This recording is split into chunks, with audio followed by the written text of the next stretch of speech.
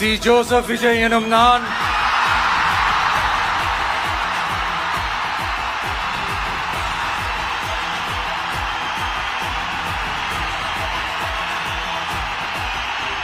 சட்டப்படி அமைக்கப்பெற்ற இந்திய அரசியல் அமைப்பின்பால் உண்மையான நம்பிக்கையும் மாறா பற்றும் கொண்டிருப்பேன் என்றும் இந்திய நாட்டின் ஒப்பில்லாத முழு முதல் ஆட்சியையும் ஒருமையையும் நிலை நிறுத்துவேன் என்றும்